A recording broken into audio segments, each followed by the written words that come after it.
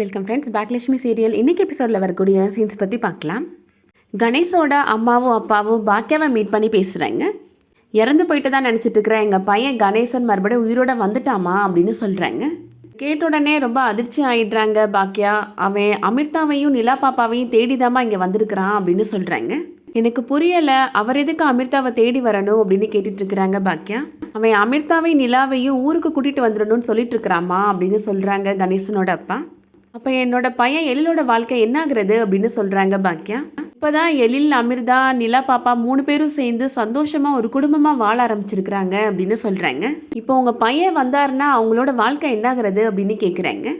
நாங்களும் பிரச்சனை எதுவும் வேணான்னு சொல்லி தான் அமிர்தாவுக்கு இன்னும் கல்யாணம் ஆகலைன்னு சொல்லிட்டு இருந்தோமா அப்படின்னு கணேஷோட அப்பா சொல்கிறாரு. ஆனால் அமிர்தாவுக்கு கல்யாணம் ஆயிடுச்சுன்ற உண்மையை அவன் தெரிஞ்சுக்கிட்டாமா அப்படின்னு சொல்கிறாங்க. அமிர்தாவே அவன் நேராக பார்த்துருப்பான் போல அப்படின்னு சொல்கிறாங்க கணேசனோட அப்பா. உங்கள் பையனோட ஃபோட்டோவை காமிக்கிறீங்களா அப்படின்னு சொல்லிட்டு பாக்கியா வாங்கி பார்க்குறாங்க. பார்த்த உடனே அவங்களுக்கு ரொம்ப ஷாக்கிங்காக இருக்குது. இவரை நான் எங்கள் வீட்டு பக்கத்தில் 2 தடவை பார்த்துருக்குறேன் அப்படின்னு சொல்கிறாங்க பாக்கியா.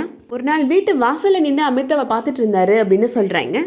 கணேஷ் அடுத்து என்ன பண்ண போகிறானே தெரியலம்மா அப்படின்னு கணேசனோட அப்பா சொல்கிறாரு. நிலைமை ரொம்ப கைமீறி போச்சுமா, எங்களால் எதுவுமே தடுக்க முடியலை அப்படின்னு சொல்கிறாரு. கணேஷ் உயிரோடு இருக்கிறான்ற உண்மை உங்கள் வீட்டில் யாருக்காவது தெரியணுன்றதுக்காக தான் உங்களை கூப்பிட்டு சொன்னோமா அப்படின்னு சொல்கிறாரு.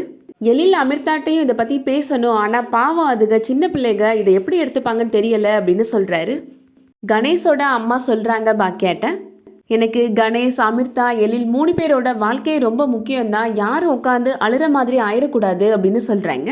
என்ன பண்ணுறதுனே தெரியலம்மா, நீங்கள் தான் ஏதாவது முடிவு பண்ணணும் அப்படின்னு சொல்கிறாங்க. அடுத்ததாக இப்போது ராதிகா வீட்டில் நடக்கிறத காமிக்கிறேங்க. மயூ சொல்லிட்டு இருக்கிறாங்க, பாட்டியோட 60வது பர்த்டேக்கு என்னோட சேவிங்ஸ்லேருந்து அவங்களுக்கு ஒரு சாரீ வாங்கி கொடுக்கலான்னு இருக்கிறேன் அப்படின்னு சொல்கிறாங்க. ராதிகா இப்போது கோபிட்ட சொல்கிறாங்க, நம்ம கல்யாணத்துக்கு அப்புறம் அம்மாவுக்கு வர ஃபஸ்ட்டு பர்த்டே இது, அதுவும் 60வது பர்த்டே அப்படின்னு சொல்கிறாங்க.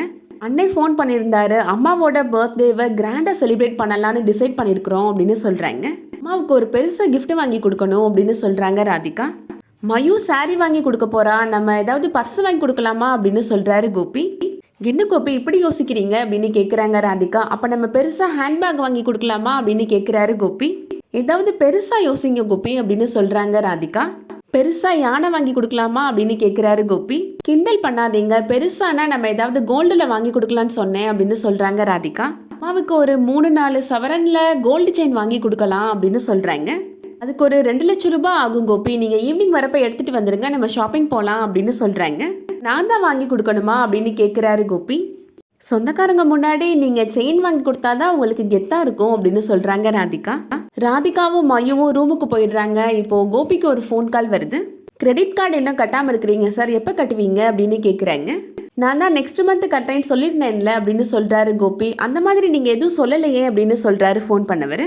எந்த பேங்க்லேருந்து கால் பண்ணுறீங்க அப்படின்னு கேட்குறாரு. அவங்க பேங்க் நேம் சொன்னதும் இது வேறொரு பேங்க்கோ அப்படின்னு யோசிக்கிறாரு கோபி. எனக்கு கொஞ்சம் டைம் கொடுங்க, கண்டிப்பாக கட்டிடுறேன் அப்படின்னு சொல்கிறாரு கோபி. கோபி புலம்புறாரு, கிரெடிட் கார்டு வேற பில் கட்டாமல் இருக்குது, காருக்கு பெட்ரோல் போடக்கூட காசு இல்லாமல் நான் உட்காந்துட்ருக்கிறேன், இவன் என்னடானா அசால்ட்டாக 2 லட்சம் ரூபாய் கொண்டு வர சொல்கிறா, என்ன பண்ணுறது அப்படின்னு யோசிச்சுட்ருக்கிறாரு.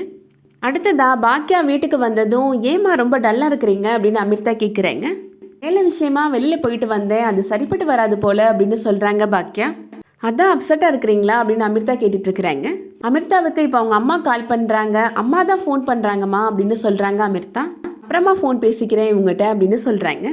முன்னாடிலாம் அம்மா 2-3 நாளைக்கு ஒரு தடவை தான் கால் பண்ணுவாங்க, இப்போல்லாம் டெய்லி கால் பண்ணுறாங்க அப்படின்னு சொல்கிறாங்க அமிர்தா. ஆனால் கணேஷோட அம்மா அப்பா எனக்கு முன்னாடி அடிக்கடி கால் பண்ணுவாங்க, ஆனால் இப்போல்லாம் பேசுகிறதே இல்லை அப்படின்னு சொல்கிறாங்க. கணேஷோட நினைவு நாள் வந்துச்சு, அதுக்கப்புறமா அவங்க என்கிட்ட பேச்சையை குறைச்சிட்டாங்க அப்படின்னு சொல்கிறாங்க அமிர்தா. உன்னை டிஸ்டர்ப் பண்ண வேணாம்னு நினச்சிருந்துருக்கலாம்ல அப்படின்னு சொல்கிறாங்க பாக்கியா.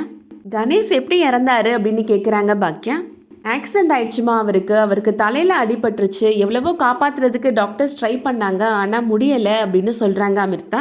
கணேஷ் ரொம்ப துருதுருன்னு இருப்பார், அவங்க அம்மா அப்பா மேலே ரொம்ப பாசமாக இருப்பார் அப்படின்னு சொல்கிறாங்க அமிர்தா. நானும் அந்த வாழ்க்கைக்கு கொஞ்சம் கொஞ்சமாக பழகிட்டு இருந்தேன், எல்லா சந்தோஷமும் ஒரே நாளையில் போன மாதிரி ஆயிடுச்சுமா அப்படின்னு சொல்கிறாங்க அமிர்தா.